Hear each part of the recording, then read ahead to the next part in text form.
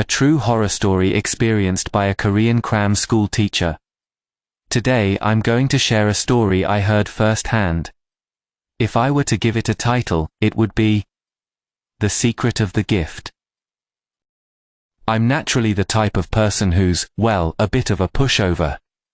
If I have an acquaintance selling insurance or anything else, and I know it's not someone who just approached me for sales but a genuinely close friend, I'm pretty direct about it. Hey, sell it to me. If there's anything I need, I'll sign up for a few things, but in exchange, if there are any perks or gifts involved, you better make sure I get them. I have this one older guy I know that I met that way. He's about 5 years older than me, pushing into his 40s now. Like me, he came from the countryside and started living in the city pretty early on. You know how it is when you move to Seoul from the provinces. There's that classic saying, right? In Seoul, you can get your nose cut off while your eyes are wide open. Keep your guard up. You've heard those things, lived your life tense, clinging on for dear life. You know that unique vibe that people who've survived that grind have? That guy had exactly that. So, I felt a strange sense of kinship, and after I went through a breakup earlier this year, we were talking about this and that. When he suddenly said, "Hey, what you've been through is nothing. Let me tell you one truly insane story." What he started telling me was about a woman he met back when he was in his mid-20s. The guy was in insurance sales, but even among those kinds of people, he had a rather peculiar way of speaking. Usually, insurance salespeople all talk incredibly fast, right? But he wasn't the type to push with speed, and he didn't give you that feeling of being rushed either. Instead, he was a guy who used metaphors excessively. Sir, they say life is a marathon, don't they? While running, there are times you get pelted with hail. And just at the moment you trust the sun will rise, there are days when the sun simply doesn't rise. It was like that. In the middle of all this, a woman became very intrigued by his way of speaking. While he was explaining the insurance product, she clenched her hands, covered her mouth, and let out a soft, heh laugh. "Do you always talk like that?" When the guy asked, "Did I say something rude?" she replied, "No, it's just so interesting. Please, continue." In the end, she signed up for cancer insurance. She even asked for the strongest special riders to be added, and it took nearly 50 minutes from the explanation at the cafe to completing the paperwork. But the problem was, that's where it started. It was when she started saying she was living alone in Korea. Her parents lived in America, and she was a Korean American who wanted to study Korean culture, so she was living and attending school in Korea as a foreigner. It was only then that my friend realized, a bit too late. There were cases where the sign-up process wouldn't go through immediately for foreign nationals, and he needed to connect her to the relevant department. When he did, she was the one who worried about him instead. Then it won't count toward your performance quota, right? Are you okay with that? When he said, "It might mean you'll have to wait a while," she replied, "That's fine." Through that back and forth, they started talking more frequently, met up a few more times. And eventually, they started dating. According to him, they dated for about 3 years without any particular issues. But as time went by, problems started to emerge. Her obsession kept growing stronger. Living alone in a strange land, she had no one to rely on but him, and since he was in sales, his commute wasn't fixed. Even when they were on a date, if a client called, he had to step away. He had made that clear from the very beginning, he said. "Due to the nature of my work, you have to understand. But in exchange, I'm going to earn a lot through a short, intense sprint, and I'll make sure to secure our future retirement. That's my promise." And yet, whether it was because the resentment built up, from a certain point on, she would act sullen, claim she was fine, while obviously not being so, and would repeatedly try to probe him, asking things like, "Why, did I do something wrong?" Even when he couldn't take it anymore and talk to her seriously, she would cry and plead her case. And he would calm her down and hug her again. This cycle repeated until they eventually broke up. When they did, he really went above and beyond, he said. He took her to a nice restaurant for a full-course meal, bought her clothes and dressed her, even cut her hair for her. And then, sitting in the car, he said cautiously, "You are a woman like clear water. My vessel is too small. I can't contain all of you. You are, even if it's not me, someone who deserves to be poured into a better place." Then she wailed with a sound like the loudest cry a human can possibly make. She cried until it seemed like she couldn't catch her breath, and even after she got out of the car, she kept screaming something, but he said he couldn't make out what words they were. The calls and messages continued after that, so he blocked her and changed his number. The last message he saw, he said, was this: "Don't regret it. I definitely gave you a chance." At that moment, he said. He felt a bit sorry, but as it kept repeating, at some point, he just felt cold and thought, "What are you even talking about?" And then, several years passed. He was still working in insurance sales when he landed a big fish of a client, the likes of which he had never encountered in his life. Usually, leads are assigned randomly, but this case felt like someone had intentionally requested him, as if they had specifically connected the two. The meeting place was a cafe.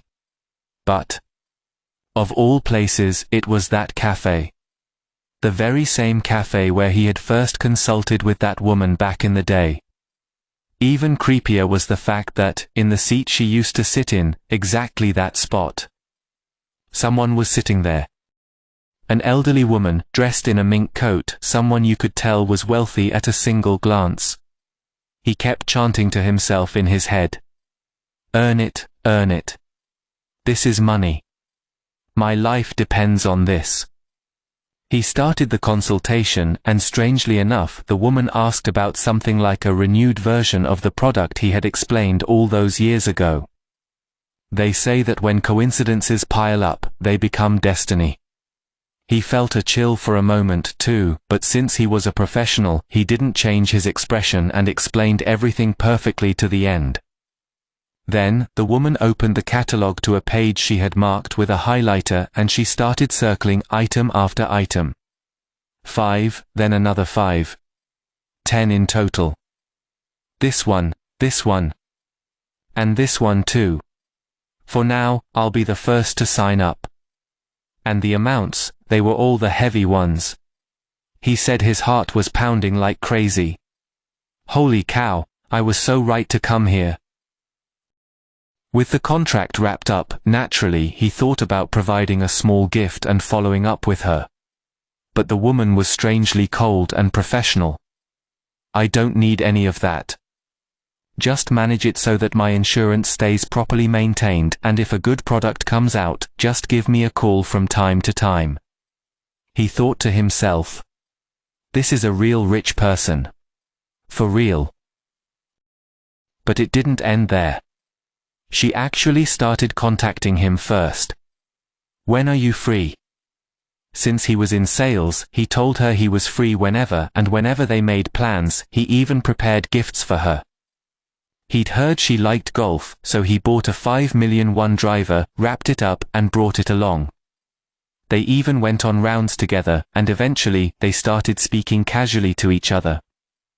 He said that before he knew it, he was calling her Nuna, big sister/older sister. After the round, he handed over the driver, and Nuna accepted it, treated him to a meal, and they talked about all sorts of things. On the surface, it really seemed like everything was going great. But when they were saying goodbye, Nuna called him over to the trunk of her car. Then, she took out a small cube-like box and handed it to him. "Take this with you.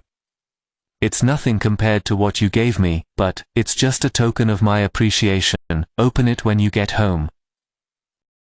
In the parking lot, he waited until Nuna's car was out of sight, and then he opened the box alone. Inside was a bracelet. It fit perfectly, and even though it looked metallic, it had colorful, jewel-like things embedded in it. It was somewhat Persian style, a strangely exotic-looking bracelet. Honestly, he said he was disappointed. How on earth am I supposed to wear this? But since it was a gift from someone rich, and thinking it might be worth something if he sold it, he just kept it at home for the time being. However, from then on, Nuna's contact became even more frequent. He was called out about every 2 days, eating, going for rounds, eating again. From a salesperson's perspective, being constantly called out by a client with no actual business to discuss is honestly exhausting, but he couldn't bring himself to say no. Because that Nuna kept creating reasons why they had to maintain the relationship. Then, one day, at a spicy fish stew Meuntang restaurant, she put her chopsticks and spoon down with a sharp clack. When he asked, "Is it not to your taste?" she simply stood up and said, "Let's go." As they stepped outside and he started to say something to lighten the mood, the moment he spoke, Nuna abruptly brought up the driver. "I accepted your heart, but you aren't accepting mine. If you don't like it, give it back. I'll take it back." He said his body froze at that moment. Wear the bracelet. That single sentence, it was so unexpected. He said he instinctively fell to his knees. Literally. "I'm sorry, Nuna. I'm really sorry. I think I got a bit comfortable because I accepted your kindness. It's not that I didn't like it. I was just afraid of scratching it, so I kept it safe at home. From now on, I'll always wear it. I promise." Maybe she was embarrassed by the onlookers, or maybe something else, but she pulled him up to his feet and said quietly, "I gave that to you as a token of my heart. There's a reason for that. It's definitely not some cheap trinket, so you better wear it properly. I'm watching you." Since that day, he became unable to take that bracelet off. He sleeps with it on until he falls asleep. He worries about it even when he showers, and even when he's alone, he says he feels like someone is constantly watching him. And then, strange things started to happen. He was someone who had never had a nosebleed in his entire life, but for the first time, he started bleeding from his nose. At first, he brushed it off, thinking, maybe I'm just tired, but he started feeling his body getting weaker and weaker. It wasn't that anything in particular hurt, but it became difficult just to lift his body from the bed, and he started having excessive nightmares. But the most frustrating part is, he would wake up from a nightmare, but he couldn't remember a single thing about it. His complexion worsened so rapidly that his colleagues noticed, yet Nuna kept calling him out. One day, as soon as she saw his face, she asked, "Little brother, you look terrible. Is something wrong?" When he replied, "I think I've just been a bit tired lately." She even offered to help him, asking if it was money trouble. And, as if she had planned it all along, she took something out of her car and handed it to him. It was a box that looked like it contained herbal medicine. "I've noticed you've been looking low on energy for a while. Make sure you take these."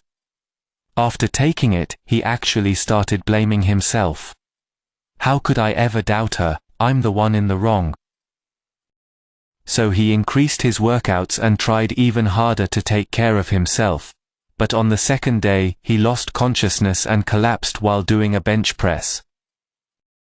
He was rushed to the hospital, put on an IV and had all sorts of tests done, but the hospital just said, no abnormal findings.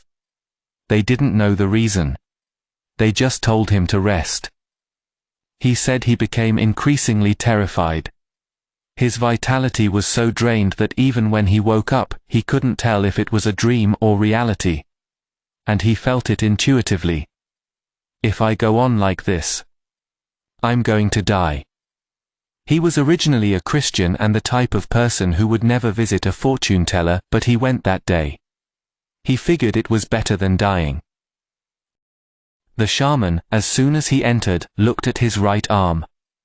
"You. Go outside and take that off." He was so shocked that the moment he tried to stand up from his seat, his legs gave out and he fell.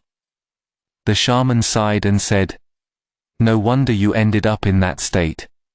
Anyway, go take that off first."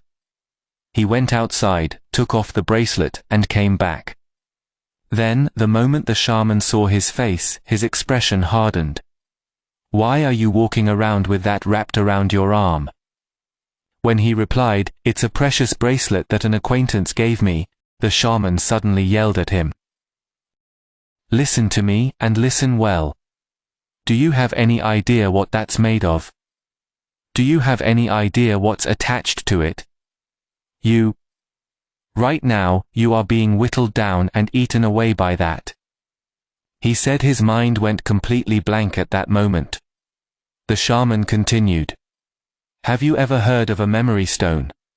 Sometimes they're made from pieces of bone. That thing was made by someone who truly intended to break you. Why on earth would you strap something like that to your own body and walk around?" Only then did the face of Nuna flash through his mind. Then, "I should go see Nuna, right?" He contacted Nuna. She spoke in a strange tone, as if she already knew everything. "What? You want to see me now, all of a sudden?" She told him to meet her at that same cafe. He took the bracelet with him, and by then, he didn't care about what others thought. He confronted her, his voice trembling. "Why are you doing this? I truly trusted you from the bottom of my heart. Why would you do this to me?" Nuna took the bracelet and said coldly, "You're asking too late. Repaying kindness, the law of human relationships. You know how it works, don't you? But tell me, what did you do to my daughter?" Saying that, she pulled out a single photograph. The person in it was the woman he had dated in the past. Nuna said, "After being discarded by you, my daughter left this world. Do you know what she wrote in her suicide note? Even in death, I want to be by your side." She added as if it were a casual observation, "Her wish has been granted, so what is the problem?" He was speechless. He was stunned and confused as it felt so surreal. But after a moment, he felt a sense of injustice. He had never hit her, never hurt her. It was just a normal breakup between a man and a woman. So why was this happening to him? He said cautiously, "Nuna, breakups are just a part of life for men and women, aren't they? Is this really necessary?" She retorted, "What did I do to you? I simply made sure you accepted what was passed to you by my daughter's own hands." He couldn't believe it and pressed her further. "Then what is this, my body falling apart like this?" Nuna acted as if she were the victim. "I can't do things like that, nor do I intend to. It's true that I prepared myself to approach you, finding out where you worked and what kind of person you were. I even got permanent residency, just to sign up for your insurance. I did at least that much. But I haven't done anything more than that." He said he felt like if he stayed any longer, his spirit would be completely drained and he would die, so he fled from the scene. And then, the real-world consequences followed. He had closed several insurance contracts, but there was a clause where if they were cancelled within a few months, he had to return the commissions. As the contracts Nuna had signed were cancelled one after another, he suffered a massive financial loss. He went back to the shaman and asked, "She says she didn't perform a ritual. But can things like this really happen?" The shaman stated flatly, "They can. When a person truly, desperately resents and hates, that feeling itself becomes a curse. It can be even stronger than a practiced ritual. Besides, you If you ever get involved with her again, the next time will truly be your end. When he asked, why, the shaman explained what he saw the moment he first arrived. On your back, that girl was being carried like a child. Yet, her expression was eerily, blissfully happy. And in one hand, she held a very dangerous aura. Finally, the shaman said, "Consider it a stroke of luck that it hasn't laid a hand on you yet." In the end, he took a leave of absence, scraped together what little money he had, moved to the countryside and lived in hiding for a while. He survived by doing day labor, and only after some time had passed did he finally start working again. The reason he told me this story was, ironically, to comfort me. Your breakup is nothing. There are things in this world that are truly beyond comprehension. While listening to his story, I couldn't easily say who was right or wrong. One side believed she had lost her daughter, and the other thought it was just a breakup. But one thing was certain. People. When they truly make up their minds, they will go to any lengths. Whether it is love or obsession, when that emotion hits the extreme, people do things they could never have imagined themselves doing. Since that day, I've found myself thinking about this often. The world is much wider than I know, and it is scary in ways I don't understand. And I quietly reached a conclusion. At least I will never ever push the things I love into a direction like that.